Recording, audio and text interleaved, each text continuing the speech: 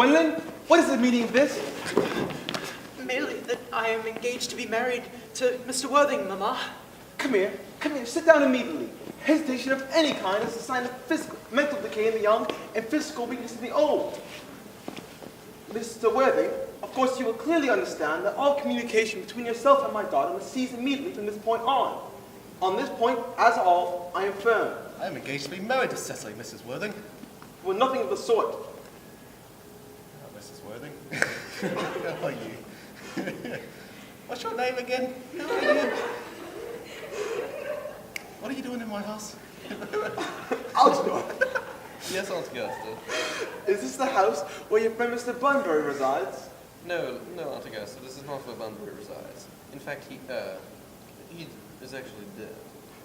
Dead? When did he die? His death must have been extremely sudden. Oh, I killed Bunbury. He died this afternoon. What did he die of? Oh, he was quite exploded. Exploded? Was he the victim of a revolutionary outrage? I had no idea that Mr. Bunbury was interested in social legislation. If so, he is quite punished for his morbidity. No, he was found out. The doctors found out he could not live, so he died. Well, he seems to have had much weight on his physician's opinion, but I'm glad he has finally made up a definite course of action and acted upon it under proper medical advice. And now that we've gotten rid of this Mr. Bunbury, may I ask, Mr. Worthing, who is this young person who my nephew Algernon is holding in such a peculiarly unnecessary manner? This young lady is my ward, Miss Cecily Cardew.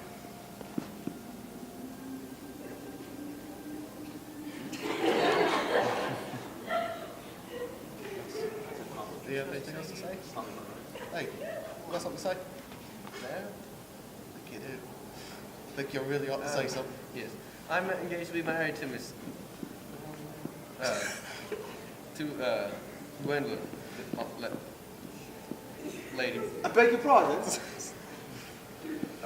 Mr. Moncrief and I are engaged to be married. I do not know if there's anything in this particular air of this place in Hertfordshire that makes the number of engagements so high. But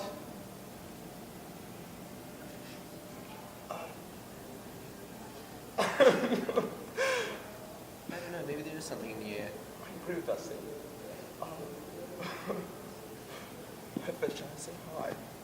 I got good.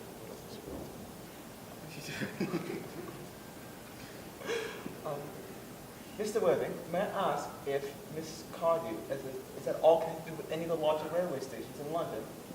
Up until yesterday, I had no idea that there were any families whose origin was the terminus.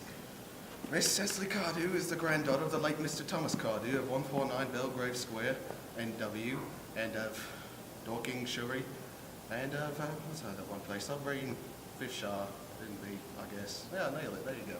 Those three addresses. Well, three addresses always inspires more confidence than one, but even in tradesmen. But what proof have I of their authenticity? The Cardew's family's messes are Markby, Markby, and Markby. Markby, and Markby.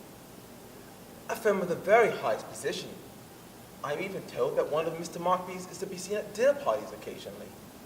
So far I'm satisfied. Oh, how kind of you, Lady Bracknell. It's very nice for you to say that. You'll be happy to know that I also have confirmation of her, I also have evidence of her birth, baptism, whooping cough, vaccination, confirmation, and measles, of the German and the English variety. A life crowded with incident, I see. I myself am not in favor of premature experiences. Now, Gwendolyn, please go. Now, Mr. Worthing, just on a matter, does Miss Cardew have any little fortune of any kind? Oh, she's got about £135,000 in the bank. Oh, it's time for you to go, Miss Worthing. It was really nice seeing you. Mr. Worthing, a moment. £130,000? And in the funds?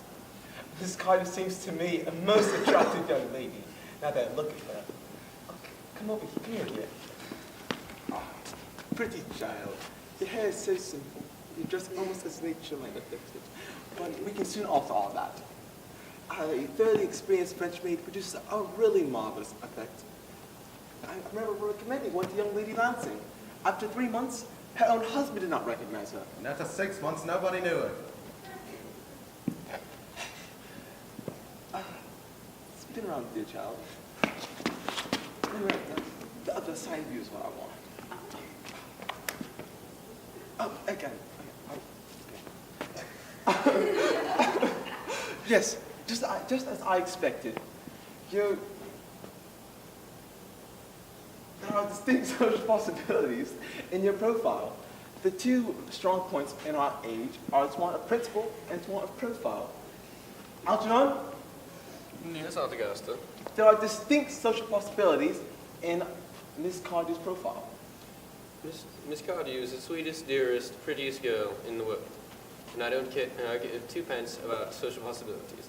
Never speak down on society, dear Algernon. Only people who can't get into it do that.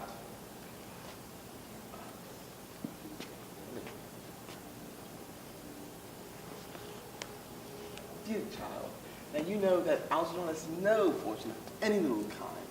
But when I married Lord Bracknell, I myself had nothing, and I never dreamed of letting that stand my way. And so I suppose I must approve of your marriage. Well, Mrs. Bracknell. Thank you, Aunt Augusta. Oh, yes. Thank you, Lady Bracknell. Cicely, you may kiss me.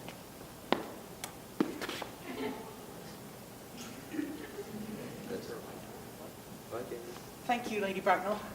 You may address me as Aunt Augusta for the future. Thank you, Aunt Augusta. The wedding, I think, must take place quite soon.